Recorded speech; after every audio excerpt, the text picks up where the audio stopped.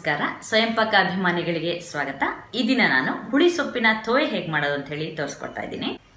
ಈ ಹುಳಿ ಸೊಪ್ಪು ಜೀರ್ಣಕ್ರಿಯೆಗೆ ತುಂಬಾ ಅನುಕೂಲವಾಗಿದೆ. ಅಂದ್ರೆ ಕಬ್ಬಿಣ, ರಂಜಕ ಹಾಗೆ ಕ್ಯಾಲ್ಸಿಯಂನ ಹೀರ್ಕೊಳ್ಳೋದಕ್ಕೆ ಇದು ಸಹಾಯ ಮಾಡುತ್ತೆ. ಹಾಗೆ ಪಿತ್ತಕೋಶದಲ್ಲಿ ಕಲ್ಲೇನಾದ್ರೂ ಆದ್ರೆ ಅದನ್ನು ಕೂಡ ಇದು ಕರಗಿಸೋದಕ್ಕೆ ಸಹಾಯ ಮಾಡುತ್ತೆ. ಬೇಕಾಗುವ ಪದಾರ್ಥಗಳು: ಹುಳಿ ಸೊಪ್ಪು.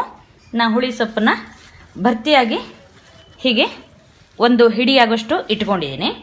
ಇದು ತುಂಬ ಹುಳಿ ಇರುತ್ತಿದ್ರಿಂದ ನೀವು ಇದನ್ನು ನೋಡ್ಕೊಂಡು ಹಾಕ್ಕೊಳ್ಳಿ. ಹುಳಿ ಸೊಪ್ಪು ಅಂದರೆ ನೋಡಿ ಈ ಥರ ಇರುತ್ತೆ. ಈ ಥರ ನೇರಳೆ ಬಣ್ಣದ ಹೂ ಬಿಡುತ್ತೆ.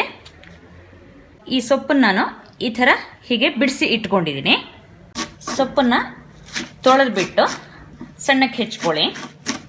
ಒಗ್ಗರಣೆಗೆ ಎಣ್ಣೆ 1.5 ಟೇಬಲ್ ಸ್ಪೂನ್ನಷ್ಟು, ಹಾಗೆ ಸಾಸಿವೆ 1/4 ಟೀ ಸ್ಪೂನು, ಜೀರಿಗೆ 1/2 ಟೀ ಸ್ಪೂನು, ಅರಿಶಿನ 1/4 ಟೀ ಸ್ಪೂನು, 1/8 ಟೀ ಸ್ಪೂನ್ನಷ್ಟು ಇಂಗು, ಹಸಿಮೆಣಸಿನಕಾಯಿ 3, ಅಥವಾ ನಿಮಗೆ ಜೀರಿಗೆ ಮೆಣಸಿನ ಪುಡಿ ಇದ್ರೆ ನಿಮ್ಮ ಹತ್ರ ಅದನ್ನೇ ಇಟ್ಕೋಬಹುದು ನೀವು. ಅದು ಹತ್ರ 1/4 ಟೀ ಸ್ಪೂನ್ ಅಷ್ಟು, ಅಂದ್ರೆ ನಿಮ್ಮ ಖಾರದ ಅಪೇಕ್ಷೆ ಮೇಲೆ ನೋಡ್ಕೊಂಡು ಹಾಕೊಳ್ಳಿ. ಜೀರಿಗೆ ಮೆಣಸು ಅಂದ್ರೆ ನೋಡಿ ಈ ತರ ಇರುತ್ತೆ, ಸಣ್ಣ ಸಣ್ಣ ಮೆಣಸಿನಕಾಯಿ.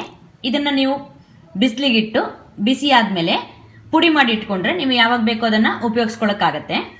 ಕರಿಬೇವಿನ ಎಲೆ, ತೊಗರಿಬೇಳೆ 1/2 ಕಪ್ಪು, ಉಪ್ಪು ರುಚಿಗೆ ತಕ್ಕಷ್ಟು. ನಾನಿಲ್ಲಿ 1/2 ಟೀ ಸ್ಪೂನ್ ಕಲ್ಲುಪ್ಪು ಇಟ್ಕೊಂಡಿದ್ದೀನಿ. ಬೇಳೆನ ಒಂದು ಕುಕ್ಕರ್ ಬಟ್ಲಿಗೆ ಹಾಕಿ ಚೆನ್ನಾಗಿ ತೊಳಿರಿ. ಕುಕ್ಕರ್ಗೆ ಒಂದು ರಿಂಗ್ ಇಟ್ಬಿಟ್ಟು ಸ್ವಲ್ಪ ನೀರು ಹಾಕ್ಕೊಳ್ಳಿ. ಹಾಗೆ ತೊಳೆದಿರೋ ಬೇಳೆನಿಟ್ಟು 1.5 ಕಪ್ನಷ್ಟು ನೀರು ಹಾಕಿ, 1/4 ಟೀ ಸ್ಪೂನ್ನಷ್ಟು ಅರಿಶಿಣ, ಸ್ವಲ್ಪ ಎಣ್ಣೆ ಹಾಕಿಬಿಟ್ಟು ಕುಕ್ಕರು ಮುಚ್ಚಳ ಮುಚ್ಚಿ 3 ವಿಷಲ್ಲು ಮೀಡಿಯಂ ಉರಿನಲ್ಲಿ ನೀವು ಇದನ್ನ ಕೂಗಿಸ್ಬೇಕು.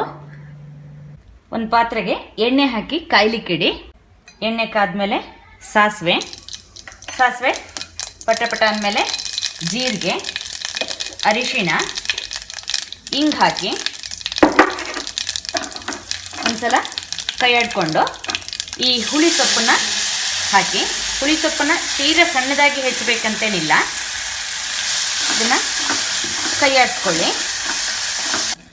ಈ ಹುಳಿ ಸೊಪ್ಪು ನೋಡಿ ಚೆನ್ನಾಗಿ ಕರಗ್ಬಿಟ್ಟಿದೆ. ನಿಮಗೆ ಇದನ್ನ ಪಾತ್ರೆಗೆ ಹಾಕ್ತಿದ್ದಂತೆ ಒಂದು 2 ನಿಮಿಷಕ್ಕೆಲ್ಲ ಇದು ಹೀಗೆ ಕರಗಿ ಹೋಗ್ಬಿಡುತ್ತೆ.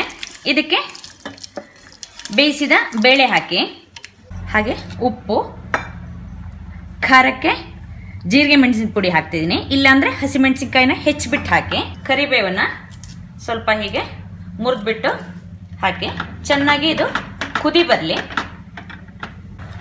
ಈ ತವೆನ ನಾನು ಸುಮಾರು ಒಂದು 5-6 ನಿಮಿಷ ಕುದಿಸಿದ್ದೀನಿ. ನಿಮ್ಗೆ ನೋಡಿ ತವೆ ಈ ಹದದಲ್ಲಿ ಸ್ವಲ್ಪ ಗಟ್ಟಿಯಾಗಿ ಇರಬೇಕು, ಅಂದರೆ ಸಾಂಬಾರ್ಗಿಂತ ಸ್ವಲ್ಪ ಗಟ್ಟಿಯಾಗಿ ಇರಬೇಕು. ಹಾಗೆ ತಣ್ಣಗಾದ್ಮೇಲೆ ಇದು ಇನ್ನೂ ಒಂದು ಸ್ವಲ್ಪ ಗಟ್ಟಿಯಾಗುತ್ತೆ. ಈಗ ಈ ತವೆ ಆಗಿದೆ, ಸ್ಟವ್ ಆಫ್ ಮಾಡೋಣ. ನೋಡಿದ್ರಲ್ವಾ, ಆರೋಗ್ಯಕ್ಕೆ ಅನುಕೂಲವಾಗಿರುವಂತಹ ಹಾಗೂ ಸುಲಭವಾಗಿ ಮಾಡುವಂತಹ ಹುಳಿ ಸೊಪ್ಪಿನ ತೊವೆ ಹೇಗೆ ಮಾಡೋದು ಅಂತ ಹೇಳಿ. ನೀವು ಕೂಡ ಈ ತೊವೆಯನ್ನು ಮಾಡಿಬಿಟ್ಟು ನಿಮ್ಮ ಅಭಿಪ್ರಾಯ ನಮಗೆ ತಿಳಿಸಿ. ನಮಸ್ಕಾರ.